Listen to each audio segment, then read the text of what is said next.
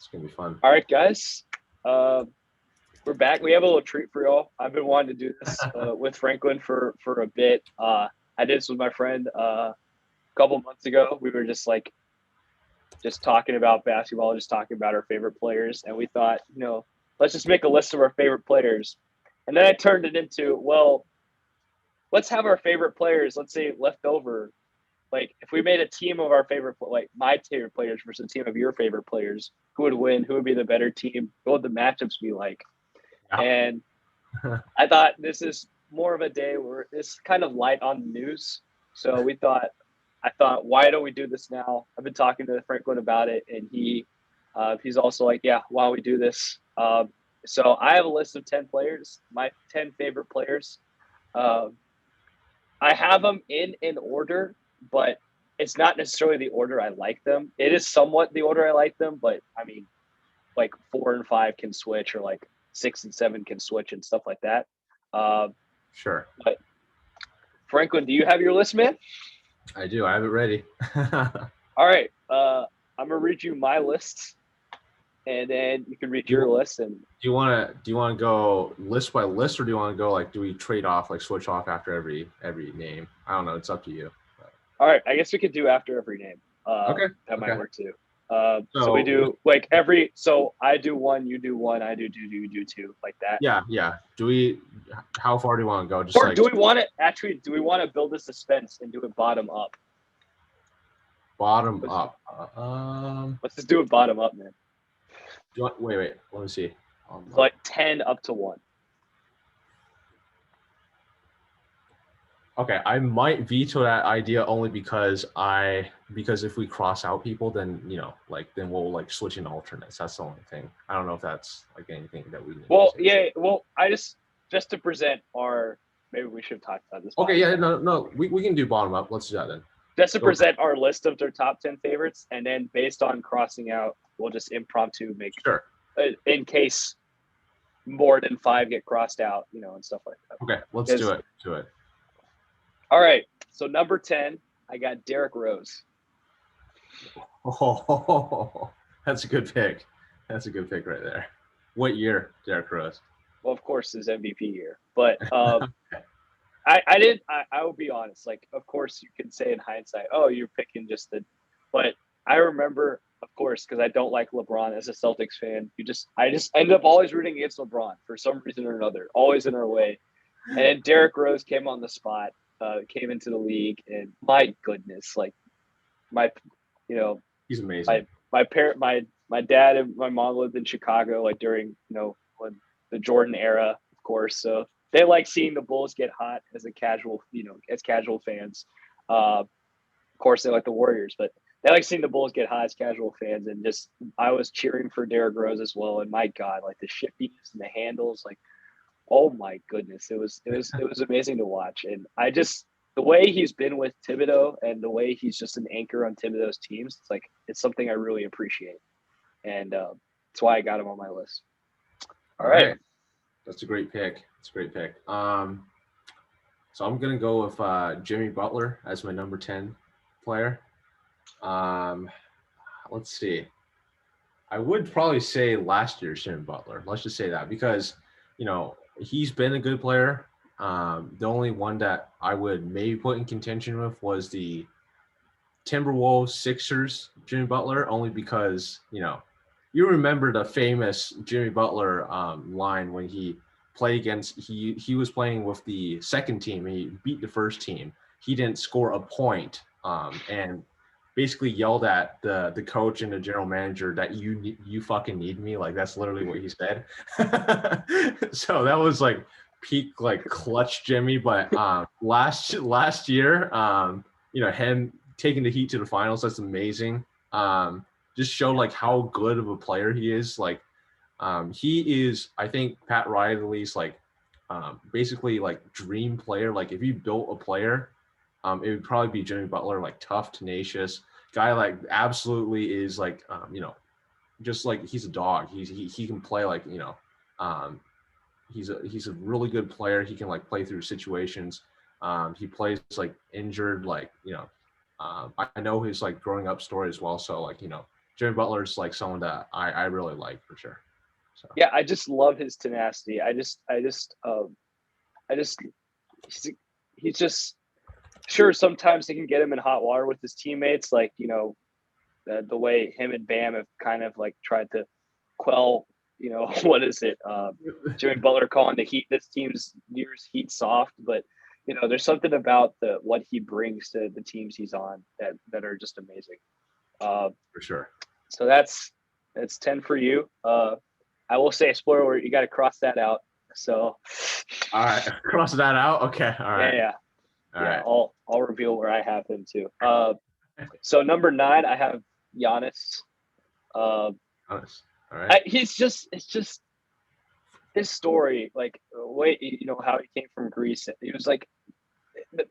He was actually like malnourished. Like there's a reason he grew like 2 inches when he got to the NBA because they started eating proper food. Like it's just amazing this come up and how he's just so happy. Like I just love how he's so physical and dominant, but he's like such a happy player. Like he plays it's completely the opposite of Jimmy Butler in that way, but it's like not a diva. Like Jimmy Butler's not a diva either. Like that's what I like about both of them. But it's just he's so happy, and he of course he wants to win. He's competitive, like of course, but it's just nice seeing him play, and the way he's just of course electric. Just jaw dropping dunks and all of this. Like oh my god.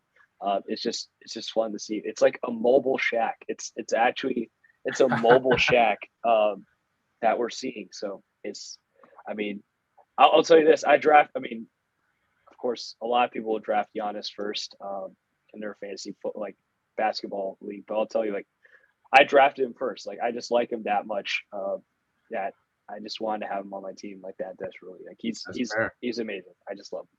That's fair. All right. I mean, Giannis is definitely he's a great pick for sure. So that's going to be a tough one to beat. And Giannis, I would have like last year's that MVP season. Fair enough. He was amazing last season. My number 9. All right, it's going to be interesting. I have James Harden. All right. Okay. Let me all right. You got it. You got to explain why you love him so much. All right. Few things so James Harden, he's a very controversial player, but a few things. It's more like I guess it's a little personal, but he's one of the few left-handed NBA stars in the NBA. So I mean, I'm a lefty also, just FYI. So that's something that I was just like that's something that I've always watched his clips. Along with like a Mike Conley. Those are like guys that I watch like a lot of clips just like perfect my own shooting form because like watching right-handed shooters sometimes is a little bit different. So I've watched like some James Harden just to like help on my own game for one. I think James Harden he is one of the best offensive players we've ever seen. Like that's something that's a fact. Yes. About. 60-point triple doubles, like the guy is just unbelievable. I know, he's like a magician, like in terms of like how he crafts like the offensive game. The fact how he gets the free throw so much, I've seen articles written about how he literally like manufactures contact and how that like gets calls basically. Like that's amazing.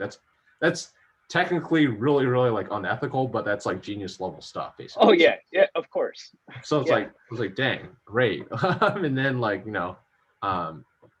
he's doing a little bit better this year in Brooklyn. Like I definitely wasn't a fan of him leaving Houston in the manner that he left. That was something that that's why he's number 9 on my list. I think that's one of the big reasons there. That was just to give up on the franchise, to come in looking 20 pounds heavier and just saying I'm out. Like that's really, really just unfair to a franchise that's supported you all these years.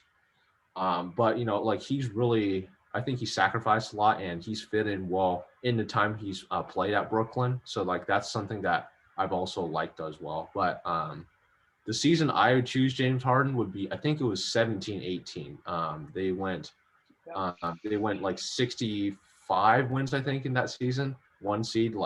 it was unbelievable. And Harden was going off. The year after was when he started dropping like 50 points and 40 points and 60 points, and then we just like treated it like it was nothing. Right. Was that the year after? My gosh. But I feel like we have a player that we shared that was also on that Rockets team, but we'll talk about that later. So James is on your list, is he? No, he's not. James Harden's not on my list. Giannis is not on your list? He's not, actually. Oh, that's fine. So 8, I have Jimmy Butler at 8. So, okay. So that's my 8. We already talked about him. Everything you said. All right. Mark off for me. Am I going to your 8? Now?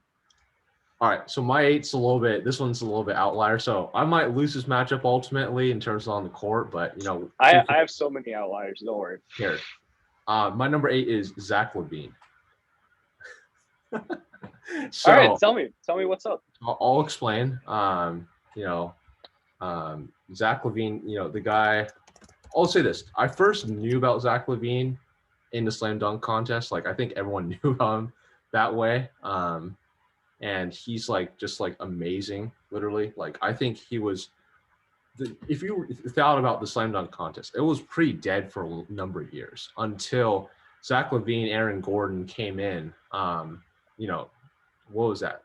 Was that like 17, 18 or something like that? I think it was that year and then the year after. I believe the first year, it was the first year that Zach Levine just won. He just won literally because, some stuff you didn't see that much before, maybe since Jordan, like free throw line, like dunks through the legs, like windmill, stuff like that. It's like stuff like, it was pretty cool to see, like, especially for a skinny guy, and probably like made it look even more impressive, I guess. And then the next year, probably should have said Gordon probably should have won that, but still amazing, just like dunking, like the guy was just unbelievable. So, and then personally, he was he's a fellow Washingtonian, grew up in Washington State, went to high school in Bothell High School, so I know that high school pretty well. And so like he's one of the guys from the area, so that's why like I have a little bit more of a affection for Zach Levine. And then finally, just like I just remember him having that cold-blooded mentality like last few seasons. He's grown into like a really good player, for this team, the Chicago Bulls team, all-star this year. And I just remember last year, I think that would be the form I'd choose. Last year, Zach Levine. He was just amazing in these like last minute clutch situations. I remember they were down 5 against the Charlotte Hornets at Charlotte, shoots a 3, and then Charlotte's inbounding, steals the pass, goes back, literally steps back to the 3 because 2 ties a game. He doesn't care about 2. He goes, screw you, I'm gonna go shoot the 3 to win the game, sinks it, and then wins the game for the Bulls. Like that guy's like got like cold ice in his veins. Absolute killer. A dunker, like a killer dunker as well. Like I love everything about this guy. So that's why he's number 8 on my list. How does it feel though that he's from arch rival or big USC fan, UCLA star, man? That's true. That's true. That does hurt a little bit, but it's all good. It's all good. Well, that's why he's number 8. I'll say that. That's all right. All right. Number 7 for me, of course, from here, it's Zion. I like Zion. What do you guys say? This is Duke fan. Just watching Zion play, like, my God, of course. What else do I gotta say? And then at the NBA, the way he's been playing point forward, and just the way his body's built, and then like the way sometimes like he walks. Like, it's just like going, like, it's just so entertaining.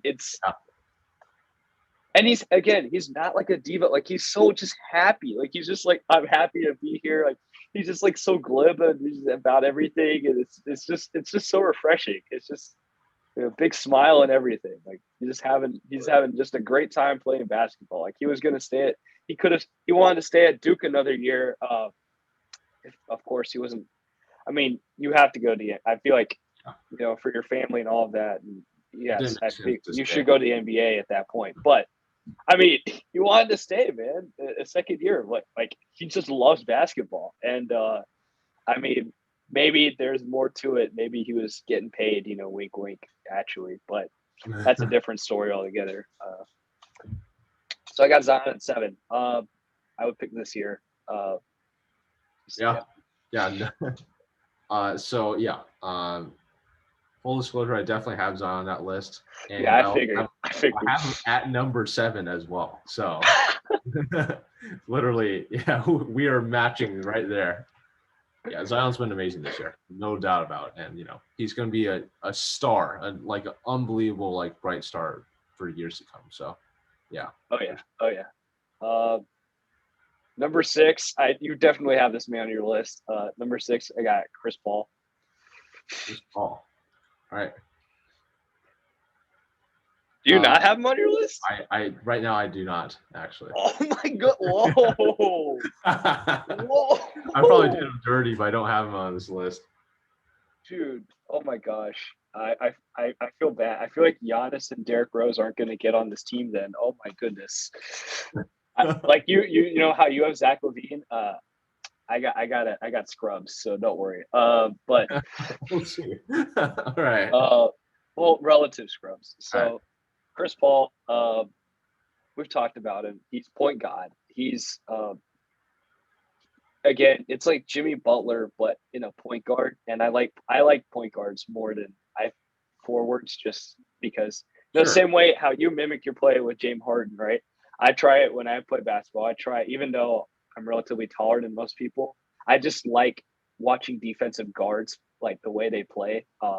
If you're really good on defense and you're a guard, like I just love guys like that. I don't have Tony Allen on my list, but like Tony Allen, for example, like I guess he's not playing anymore, so it doesn't matter. But like I love Tony Allen. I like guys like that. And of course, beyond that, Chris Paul, the way he's just unselfish, but like it's pointed. It's like specifically he just knows how to orchestrate an offense. Like he just knows he just points everywhere, and everyone just knows where to be. It's we've seen what he's done in Phoenix.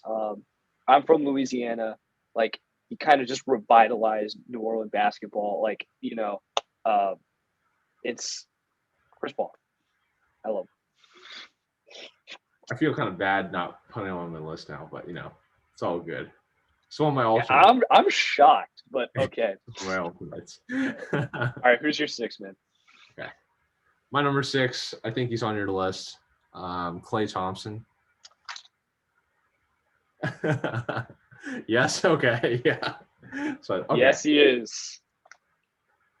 I think I said yeah. I said this, like, I think I texted you one day, and I thought about, like, clutchest Game 6 players, and I said there was 3 players I think about when I think about Game 6 clutch players. Game 6 Jordan, no explanation needed there. Flu game, clinch game, like, guy's just amazing. Game 6 Jordan, just history books kind of stuff. Game 6 LeBron, I remember him, playing the Celtics in 2012. Yeah. Game 6 LeBron's actually, he's always been pretty good in Game 6 LeBron. And then Game 6 Klay. That's one of the main reasons. Game 6 Klay is a real thing. As much as you guys don't know, he is amazing. Like, guy is often overlooked by how good Steph Curry is. Steph Curry is amazing, and you can't discount that at all. But Klay is equally as amazing in shooting, and when he gets hot, I would say he might be the best shooter when he's hot over any other player. If you remember, in that Bulls game, I think 2 years ago, Klay shot, what was that, 60-some points in 3 quarters, I believe. Yep. That was unbelievable. And he goes hotter than even Steph Curry goes hot. Like his hot is actually better than Steph Curry's hot. It's crazy. Yeah, it's crazy. And he gets hot in Game 6. If you remember, 73-win season. That season, most people forgot. Before that, finals game in the Western Conference Finals, they were down 3-1 to the Oklahoma City Thunder. That was a pretty good OKC Thunder team, actually, with Durant and Westbrook. The year after Durant obviously left for the Warriors. But anyways, Game 6, they were down, and Klay decided to go off. Clay went off. I think he went for 40-some points, had like 11 threes. Yeah, he was just crazy that game. And it was a road game at Oklahoma City. Absolutely killed the Thunder, stole their hearts. And then, game 7 was just, the Bucks, and then the Warriors just moved on. But it just shows you how clutch he was. If you think about like another game, Toronto Raptors against Warriors in the finals, sadly, game 6 that Clay was supposed to be great in, he got injured. Like he tore his ACL. That was just unfortunate. But he was having another one of those games. He was going off again. Like, oh my God. Clay is just like someone that, I think he's very clutch as well. Like people don't give him that merit. And then finally, my final point is he gets the toughest defensive assignment every single game. Like finals, he guards the best player. He guards LeBron. He guards Kyrie. He guards like the stars. That is like his job because he's such a good defender as well. But he has to contribute, and he does on the offensive end. So Clay's, number 6 is probably like a criminal rating for him to be like rated this low. But oh my God, he is so good. So that Raptors game cemented where I have him in my ranking. Just the way he came out and towards ACL, and then he was like, "No, I'm shooting those free throws." Like it was just, my gosh, like as a sports fan, that guy is just so gritty and determined. And beyond that, like his offensive like prolificness. I mean, he's such a great shooter. I mean, fifth best shooter of all time. I would say, he's top 5, up there with, of course, Clay is not Clay. Of course, Curry's number 1, but he's up there. It's just if Curry's not there, like we'd be talking about Clay is insane, and I mean he is. Defensively, of course, like you talked about. I mean, it kind of. I mean, I do have him on my list. Okay. I don't know if I'll, might skip over and might add those few anecdotes. Who knows? All right, so that was number 6 for you. Yep. Number 5 for me is Marcus Smart. All right. So this is my. You thought Zach Levine. I got Marcus Smart, man. Not bad. I don't think Derrick Rose is making this team. This sucks. Wait, no, Derrick Rose can make this team. Actually, 2011 Derrick Rose should make it the team. I'm just saying right now. No, but I have him 10th, right? So I feel like we should be doing this based on 1 through. That's why I wanted us to write 1 through 10 before, so I wouldn't just put in Derrick Rose over Marcus Smart. You know what I'm saying? Okay. Right. Marcus Smart. I had to put a Celtic in here. He's my favorite Celtic currently. He's defensive, just dog. Again, I like defensive dogs. He's just so vocal and he's so emotional the way he plays. And it's like his backstory is also just unbelievable. Just so much tragedy. And he plays with so much emotion on his sleeve. And I, as someone who also wears his emotion on his sleeves a lot and is just, I mean, I'm a very emotional guy in the sense of like just gets super excited or gets super into something on an emotional level. And the way he plays with that, added energy, based on, a lot of what has been with his backstory, but just the way he plays and the way he hustles and how he's just such a glue guy for the Celtics. And I just admire that. I feel like players like that just need to get heralded. And sure, he flops, fine. We'll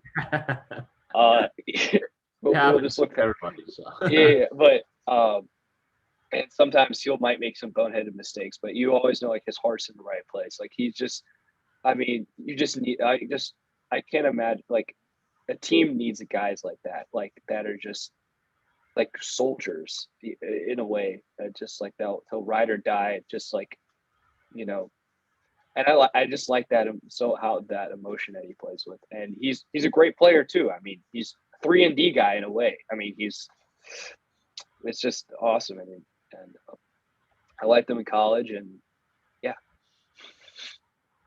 Fair enough. That's, what season would you pick the Marcus Smart? What's the best Marcus Smart season? I would say the season the one where it was no Isaiah Thomas, it was no Kyrie Irving, and we went to Game 7 with the Cavaliers. I think it's 2018. Possible. 2018. Yeah. 2017, 2018. Gotcha. Yeah. There you go. Okay. All right. That's a solid pick, actually. Glue guys are important, so that's good. Yeah, I just really love him. I just love that emotion he plays with. That's kind of a common through line through a lot of my players. Yeah. Right now, my team's going to be pretty guard heavy, but I think that'll change in a sec. Okay. Where am I? Number 5? Okay. I have Damian Lillard as number 5 for me. You see on your list or no? No, it's not on my list. But I understand it and I respect it. Go ahead. All right. So I think there's another guy on both our lists that we both know, obviously. We both like him better because obviously I haven't said his name. You haven't either. But Damian Lillard is, someone that I truly respect in recent years. He's grown to become such a good player. And I think one of those things that I admire a lot is actually his commitment to stay in Portland. I think there's a lot of always a lot of says you're in a small market team. You're kind of a not very attractive free agent destination. Why are you just wasting your prime away here? And he's I'm just committed here, and I just want to win here. I want to do the best I can to win in where I am right here in Portland. And that's something that I do admire in some ways. I will say that I'm not as big as a fan as some of my other friends here in Washington. Some of them are oh, he's my number 1 player of all time or something like that. I'm like that's crap. But I mean, I get it from a very good a favorite standpoint. Dude, yeah. But I think one of the things I like about him now is two instances. One, of course, the over Paul George first round playoff, literally ending the Oklahoma City franchise, putting him into rebuild mode. No Westbrook, no Paul George, basically next season. So that's crazy. That shot was just like big balls. I'm just gonna shoot it straight over you, half court kind of stuff. That's crazy. Second one. Okay, this one's a little bit tough to admit, but as a Lakers fan, we all know last year that Kobe passed away. That was one of the it was one of the toughest things that we have to deal with with the NBA community as a whole, but especially as Lakers fans. The first game that the Lakers played at Staples was against the Portland Trail Blazers, and I thought that night there's one player that had Mamba mentality and really just went at it and showed what Kobe really was about. However, he was playing the Portland Trail Blazers jersey, unfortunately. Damian Lillard literally, I think he was dropped 48, 49 points or something like that against the Lakers. One spoiler, they're basically their home return was unbelievable. If you watch the highlights in that game, that guy was just going off, and it's oh my god. He is one of those guys that just kicks it into another gear when things really matter. It shows. He is unbelievable. And so that's why he's one of my favorite players. Number 5 on my list. I think what year would I choose? I don't know. It's kind of hard, but I think maybe last year, because he's been getting better every year. So last year's team, I'd say. I just realized as I'm doing this, I haven't chosen a year for Chris Paul. And oh my gosh, I don't know what year I would choose. There's so Chris many. Paul. Oh my god. I think it's that 2008 year, that when he could have won the MVP. Yeah, I'd say so. The Hornets year, right? Yeah, 07, 08. I'm writing my years down just to write this all down. All right, so that's your 5. Okay. So my number 4 is the first one of these that are going to show up, and more are going to show up, I guess, kind of spoiling in that case. Draymond Green. Basically, what I said about Marcus Smart and Chris, all these defensive guys. I love defense, man. This is also what gravitates me towards college basketball is just seeing how these college players play with so much emotion, and it's just like you feel it, and it's like I just love people who do that, and of course, like this is in the NBA, it's profession. Like this, they're professional basketball players, and it's not like an emotional, like as emotional for them in that case. Like it's more of there is a job like thing to it, but I just love Draymond. I just he's amazing defensively. Of course, the emotion he plays with. Again, the same way that Marcus Smart could be considered like a glue guy for Celtics, he was that for that Warriors team. That was so fun to watch. He's just that energy. He's that dog, and I just like everything about him. Like how he's he's so emotional, but he's just so down to earth with you, and he's just like he just treats everybody. There's like so many stories about him with like reporters and like just on the biggest stages, like just shouting out like just random people that you wouldn't think he would remember.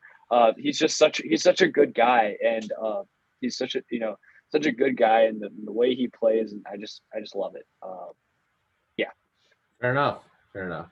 What year of Draymond would you pick? My gosh, it's so hard. It would be the defense. I mean, when was the one where he was an all NBA team, wasn't he, one year?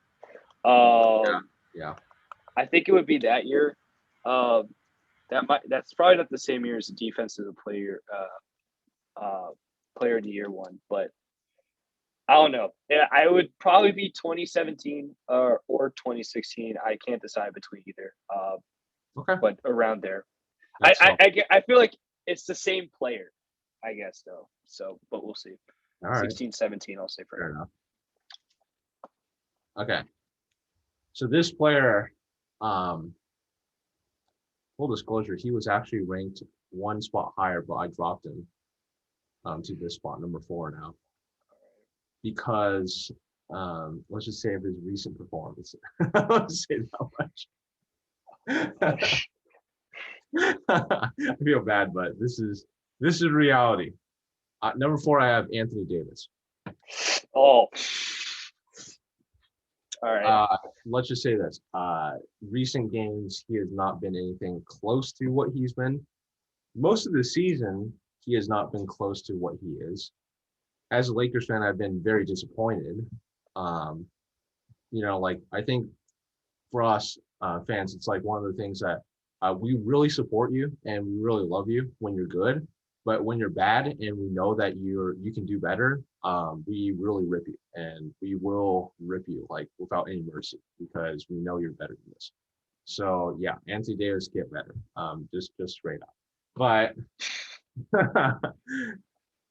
yeah, I mean, like if you think about AD's, his timeline and what he's done, one of the best players I've ever seen, just in terms of, I guess, pure production wise. His only big knock is that he can't stay healthy, and that's a huge knock again because he's one of the most injury prone players I've ever seen. But when he's on the court, possibly like minute per minute, one of the top players I've ever seen. I just remember like him just like going to Kentucky. He's won a championship there. Going to he was so good. He was so good. Oh my gosh, he was so good at Kentucky. Yeah, that Kentucky AD team was just ridiculous. And then going to New Orleans, although they didn't do anything too much, like his counting stats were just insane. Like I remember, like I guess like I'm a big fantasy player, so I remember if Anthony Davis like just like opening fantasy seasons basically. Back in then we had old counting stats, so he didn't have like the like what blocks count for 4 points, steals count for 4. Everything was 1 point back in the day. Jeez. He brought 50 and then 50 in his first 2 games. In the NBA season that year. I think today's numbers, it'd be like at least 100 for both of them. Yeah, So yeah. basically 200-point games back to back. And like it just showed you like he is per minute like one of the best players I've ever seen.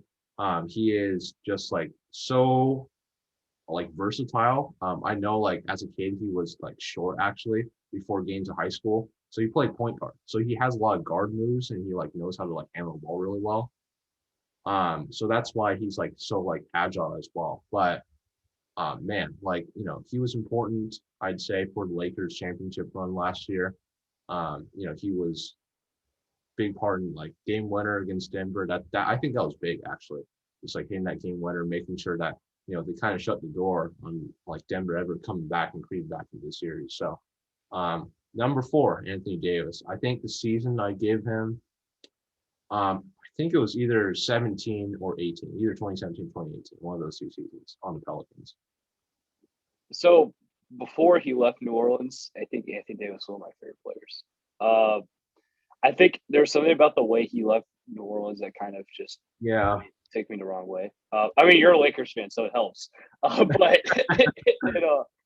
I mean, when I was a kid, without this beard and like my face a little shrunk, I looked so much like AD. Like my eyes are kind of big. If you see me in my profile, I look so much like, and I have a unibrow. Like I kind of trim it.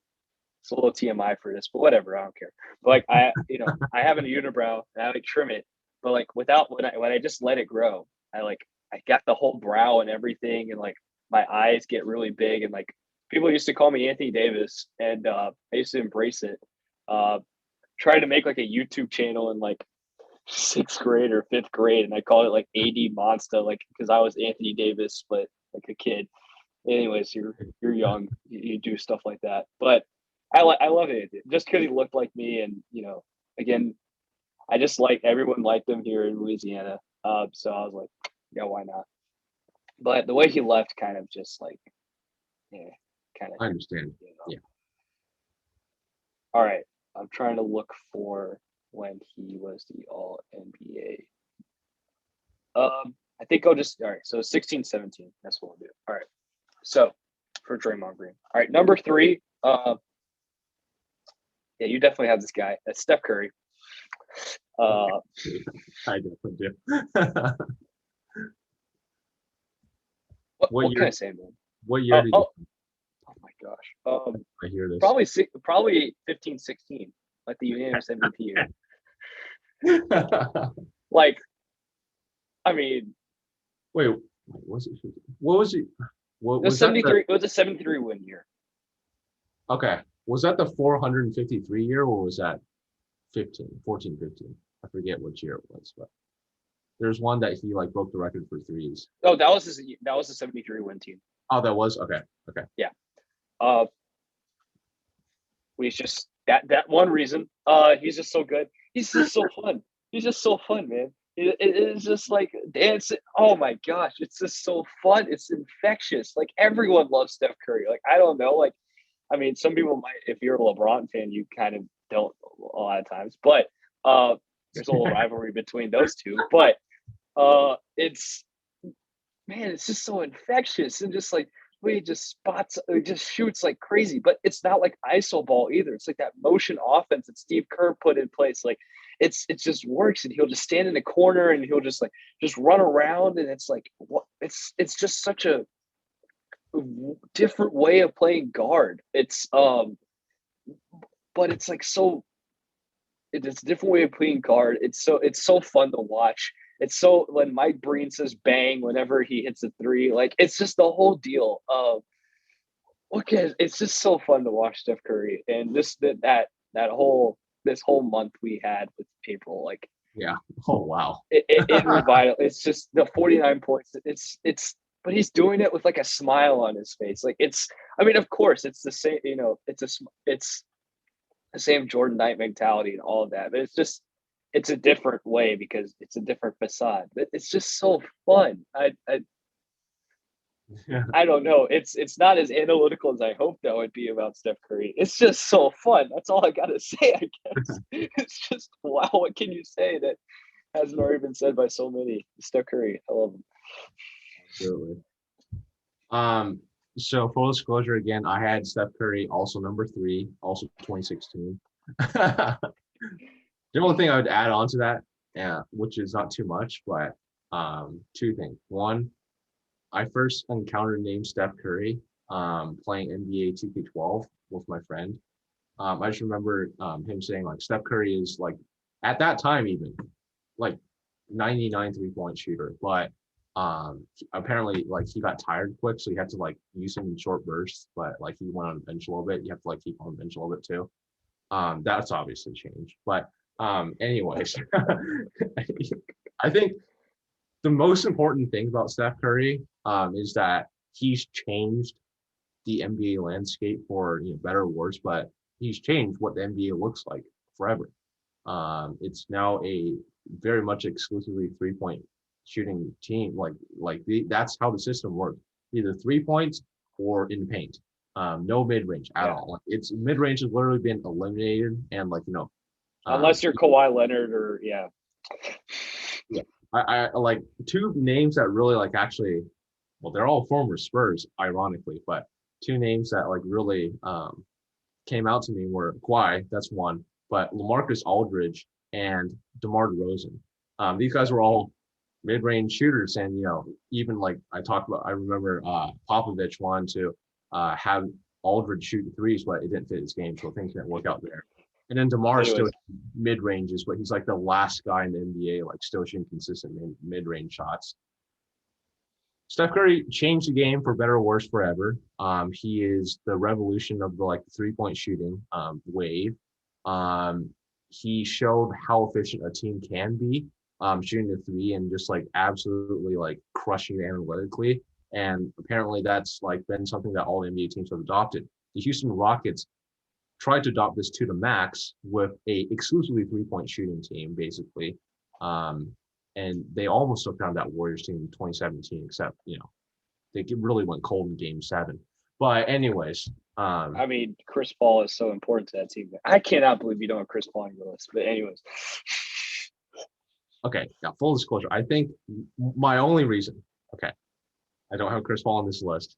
And I think I'm a little petty for this, but played for Clippers for a long time. And all right. I don't like the Clippers at all. That's my least favorite team in the NBA. Even though I respect them a lot, I don't like them at all. I mean, yeah, okay. I guess before we get, you'll be surprised by my number 2 guy, I guess then. But but here's the thing with Curry. I love Curry like when he was with Mark Jackson. Like I remember them like popping off with the Mark Jackson years, like him and Clay, like when they were 6 seed. Like it's just even then Clay was just so fun. Like I just you play with him 2K12, so I mean you've also known him for like such a long time. Like it's it doesn't matter if you started liking him and you started paying attention in when they popped off for that 73 win team or when they won the title the year before, or if it was the Mark Jackson, like you're just in for a ride and you love it. All right, I'm gonna turn my camera off real quick. I gotta get my charger because my computer's about to die, and of course recording. Oh, good. Yeah.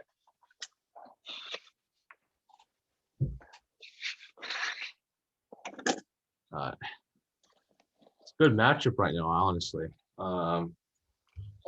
It's gonna be interesting to see who wins this in terms of when you put your players on the court that aren't overlapping. So I have Anthony Davis, Damian Lillard, Zach Levine, and James Harden